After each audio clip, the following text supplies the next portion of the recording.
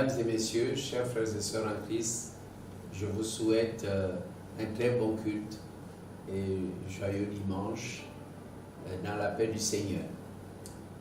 Nous sommes dans la joie de nous retrouver dimanche. C'est un jour particulier. Pour nous, c'est le jour où Dieu s'est reposé.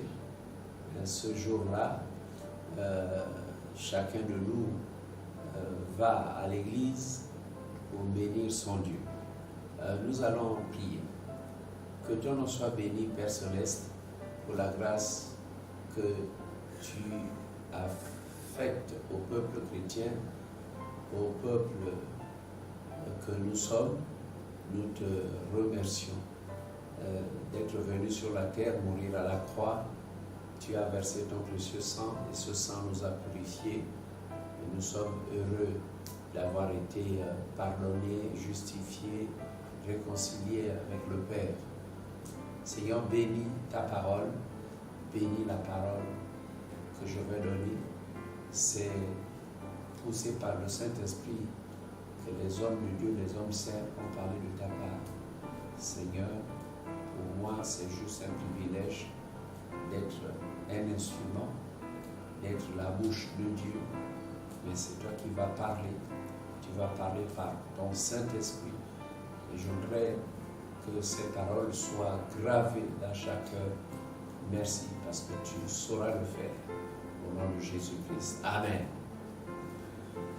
Mesdames et messieurs, frères et sœurs en Christ, aujourd'hui, nous allons avoir comme thème « Pardon ou refus ». Pardon ou refus.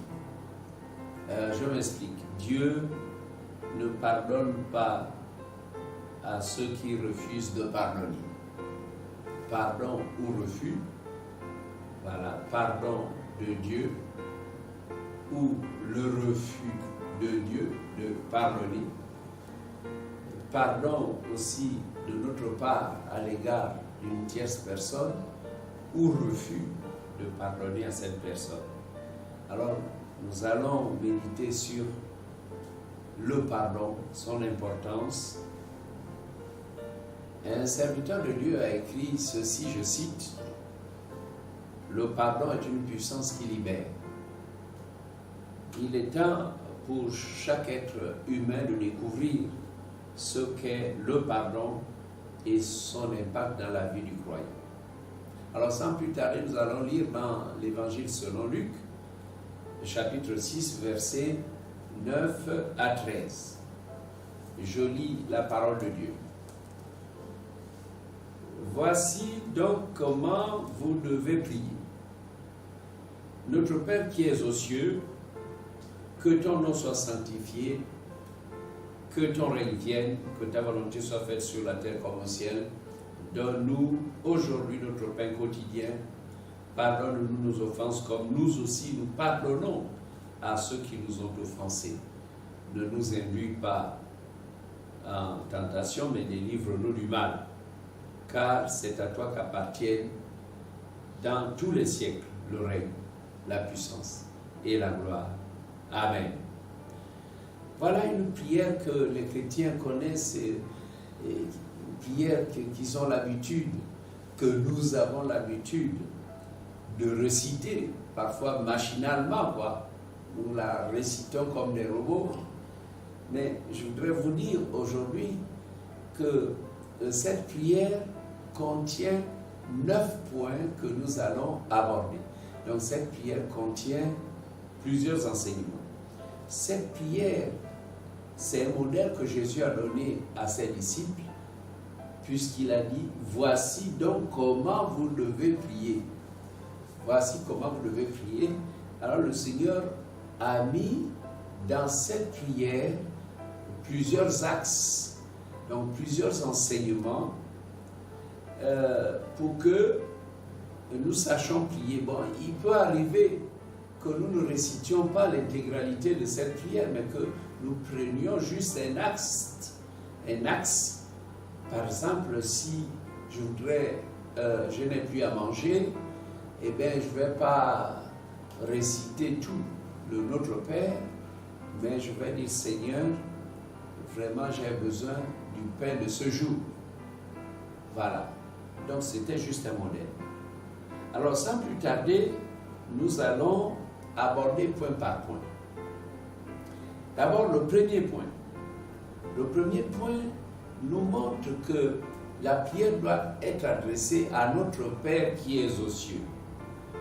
À gloire à Dieu. Dès lors que nous sommes croyants, si nous avons cru au Seigneur Jésus, nous devenons de facto, n'est-ce pas, enfants de Dieu. Donc enfants du Père qui est dans les cieux.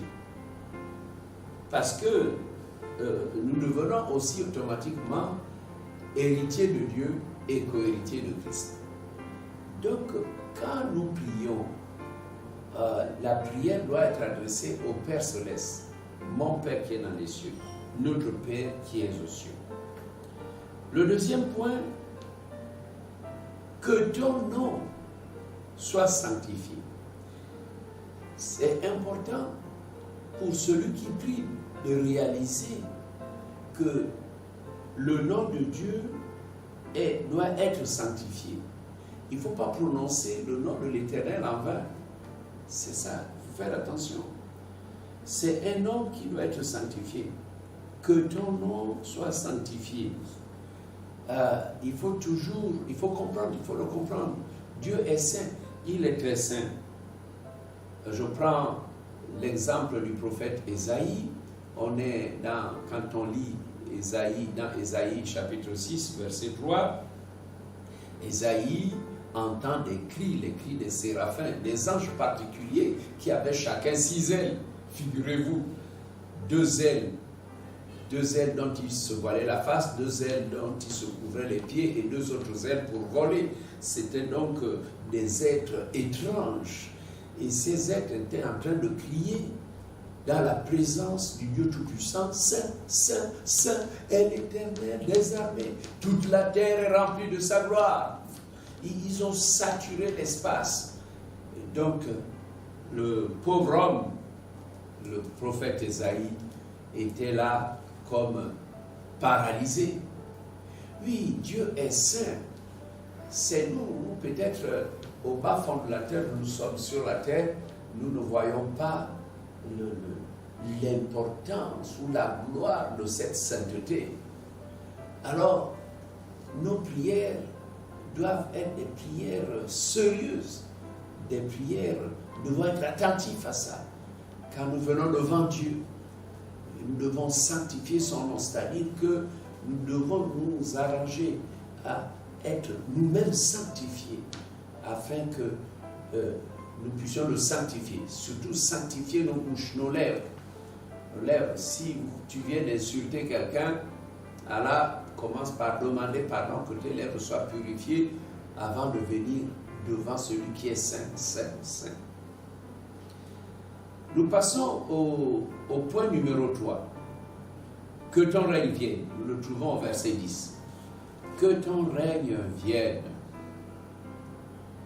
Oui, que ton règne vienne dans ma vie, que ton règne vienne dans nos vies, avant que tu établisses ton règne sur la terre. Le chrétien doit vraiment invoquer Dieu pour que le règne de Dieu vienne. Il faut que Dieu règne dans nos vies, il faut qu'il règne dans nos cœurs, il faut qu'il règne dans nos pensées, il faut qu'il règne dans notre famille. Que ton règne vienne. Le point numéro 4 dit que ta volonté soit faite sur la terre comme au ciel. Ah, la volonté de Dieu est faite au ciel. Hein? À la base, c'est la volonté de Dieu et tout marche. Mais que cette volonté de Dieu soit faite aussi sur la terre. Alors, suivons l'exemple du Seigneur Jésus. Dans Luc 22, verset 42, il est écrit, c'est Jésus qui prie et qui dit, « Père, si tu voulais éloigner de moi cette coupe, toutefois que ma volonté ne se fasse pas, mais la tienne. » Jésus ne faisait que la volonté de son Père qui est dans les cieux. Regardez, bien-aimés, mesdames et messieurs, nous sommes souvent enclins de faire 3 volontés distinctes. Alors, la première volonté est celle de la chair. La chair parce que nous sommes faits de chair. Et nous savons que la chair, c'est la Bible qui le dit, a des désirs contraires à ceux de l'esprit. La deuxième volonté, c'est la volonté du diable. Le diable, parfois, impose sa volonté. Je donne un exemple. Notre grand-père, ou disons notre grand-père, ça peut être la grand-mère, notre grand-père, ton grand-père t'a destiné à hériter de ses pouvoirs de charlatan, ses pouvoirs de sorcier. Il ne veut pas mourir sans transférer les pouvoirs qu'il a acquis, qu'il a reçus de Satan. C'est peut-être ta mère qui veut que tu deviennes prêtresse dans le spiritisme. Donc voilà, bien des choses constituent la volonté du diable. On te demande un gros sacrifice en échange de beaucoup d'argent. Vas-tu l'accepter? Non. Le croyant préfère vivre avec le peu et il dira, je préfère vivre avec le peu que je possède. Voilà. Il faut faire la volonté de Dieu. Donc que ta volonté soit faite. C'est une belle prière. Père, que ta volonté soit faite sur la terre comme elle est faite au ciel. Et puis, la troisième volonté, c'est celle de Dieu lui-même, la volonté de Dieu. Le croyant doit chercher à faire que la volonté de Dieu, et je reprends un peu ce que Jésus a dit, non pas ce que je veux, mais ce que tu veux. Non pas ce que je veux, mais ce que tu veux. Lorsque nous nous tenons devant Dieu, nous devons être prêts à faire sa volonté. Que ta volonté soit faite sur la terre comme au ciel. Le cinquième point, c'est donne-nous aujourd'hui notre pain quotidien. Donne-nous aujourd'hui notre pain quotidien. Permettez que je revienne, excusez-moi, toujours sur la volonté de Dieu. Parce que j'allais oublier de vous lire ce que dit Matthieu. Matthieu chapitre 12, verset 50. Car quiconque fait la volonté de mon Père qui est dans les cieux, celui-là est mon frère et ma soeur et ma mère. Voilà ce qu'a dit Jésus. Donc c'est important de faire la volonté de Dieu. Jésus dit, car quiconque fait la volonté de mon Père qui est dans les cieux, celui-là est mon frère et ma soeur, ma mère. Donc nous devenons enfants de Dieu. Et donc frère de Jésus, co-héritier de Christ.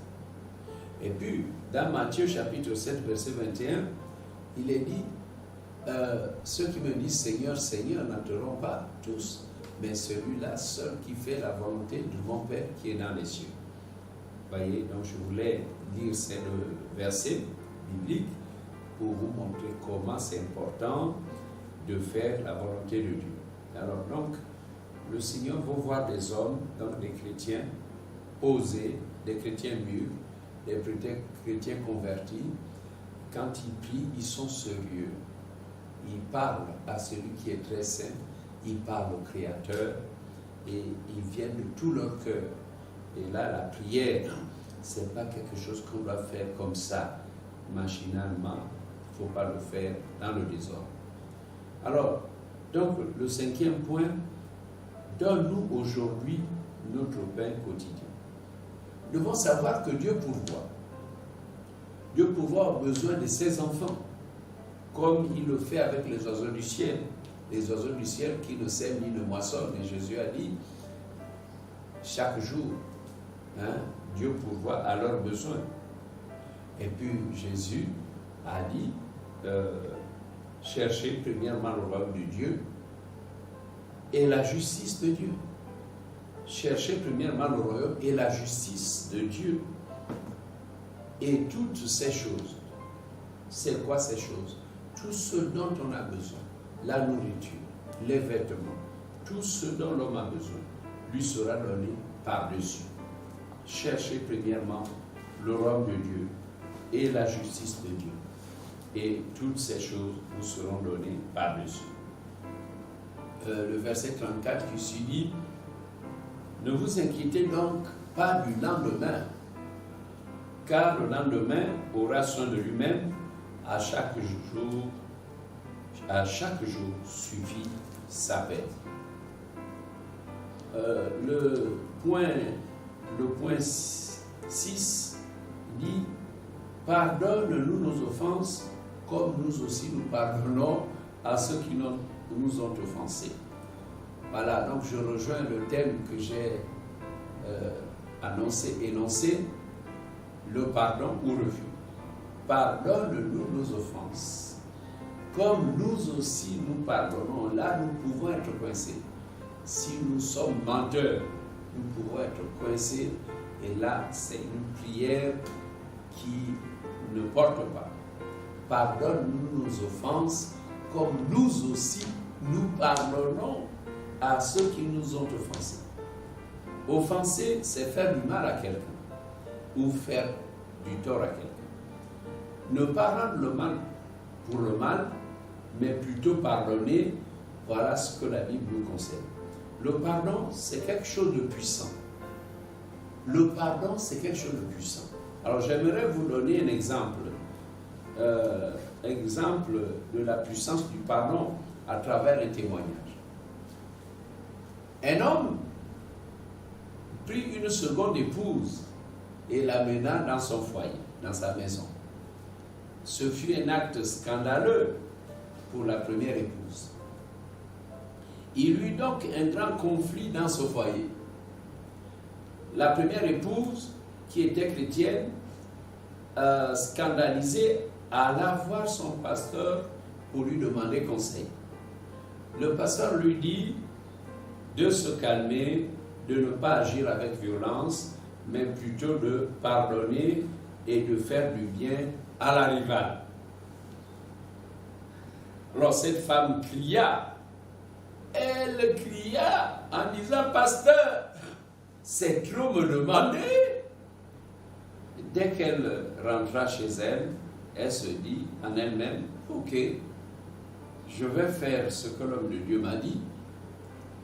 Alors elle prit la résolution de se calmer, de pardonner et de faire du bien, n'est-ce pas, à sa rivale. Je donne quelques exemples. Elle se mit à préparer à manger. La rivale avait aussi ses enfants. Elle était venue au foyer avec quelques enfants. Et donc, quand la chrétienne préparait pour ses enfants, elle donnait à manger aussi aux enfants de la rivale. Quand elle nettoyait la maison, elle ne la nettoyait pas en partie, elle allait du côté, n'est-ce pas, de la rivale et essayait de balayer, n'est-ce pas, faire le lit, n'est-ce pas, de la rivale. Et puis un jour, la rivale était partie au travail. Elle avait mis du linge dans la bassine, du linge qu'elle n'avait pas eu le temps de laver. Mais la chrétienne, derrière, alors qu'elle avait son propre linge, le linge du mari, le linge des enfants, elle lava aussi le linge de la rivale. Elle étendit tout au soleil.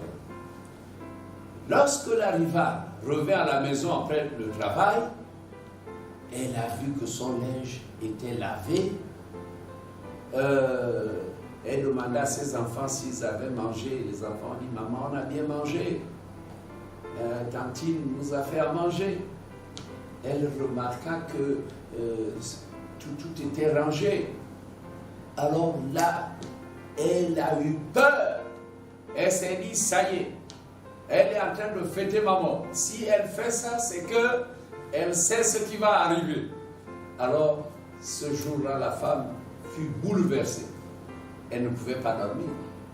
Et pendant que le mari était de l'autre côté, elle rangea ses effets et elle prit ses enfants de lui et elle s'en alla. Elle disparut. Le mari l'a plus revue. Sa peur fut grande à cause de l'acte posé par, n'est-ce pas, la première épouse. Regardez comment Dieu peut nous délivrer. Il ne va pas nous délivrer lorsque nous voulons nous venger. Il va nous délivrer lorsque nous faisons le bien. Regardez, ces derniers temps, nous sommes en train de parler, n'est-ce pas, du pardon, de la non-vengeance. Nous devons le faire selon Dieu. Et je persiste à dire que si nous étions attentifs à sa voix, et si nous observions les commandements de Dieu, si nous gardions silence lorsque nous sommes persécutés, si nous ne rendions pas le mal par le mal, si nous ne parlions pas beaucoup comme nous le faisons, nous avons des réactions. Et vraiment, et ça nous amène, n'est-ce pas, à avoir des insomnies, à attraper la tension, à avoir la dépression, à avoir des maladies. Parce que la colère nous étreint, nous prend et nous cherchons à nous venger. Mais si nous étions capables de faire la volonté de Dieu, Dieu manifesterait sa gloire. Dieu peut nous venger vite. Et dans le cas de cette femme chrétienne, les choses n'ont pas traîné. Les choses n'ont pas traîné. Elle posa des actes d'amour, exactement comme le pasteur le lui avait dit. Et puis, tout d'un coup, la rivale a pris peur. Elle s'est dit, mais elle fête déjà ma mort. Donc je ne peux pas rester là, il faut que je parte d'ici. Et voilà une formidable délivrance. La femme a retrouvé son foyer où elle vivait avec son mari et ses enfants. Je voudrais dire que les chrétiens du XXIe siècle sont trop impuissants à cause du manque de pardon. Cherchons, frères et sœurs, à remonter la pente. Cherchons à remonter la pente. Récitez notre Père, cette prière, notre Père qui est aux cieux. Récitons cette prière. Prions comme cela lorsque nous savons que nous avons pardonné. Et si nous n'avons pas réussi à pardonner, ce n'est pas la peine de venir mentir devant Dieu. Alors, le septième point dit, ne nous induis pas en tentation, mais délivre-nous du mal. Ne nous soumets pas, dans une autre version, il est écrit, ne nous soumets pas à l'épreuve, mais au contraire, délivre-nous du mal. Donc Dieu, c'est lui qui nous préserve la tentation et la Bible dit, ne nous laissera pas tenter au-delà de notre force, pas au-delà de nos forces. Dieu permet la tentation, c'est pour nous entraîner afin que nous soyons capables. Donc, le mot tentation veut encore dire épreuve. Dieu permet des épreuves afin que nous puissions surmonter toutes les épreuves. Vous savez, la vie, un écrivain dit, ceux qui vivent sont ceux qui luttent. Tant qu'on est en vie, il y a toujours des luttes incessantes.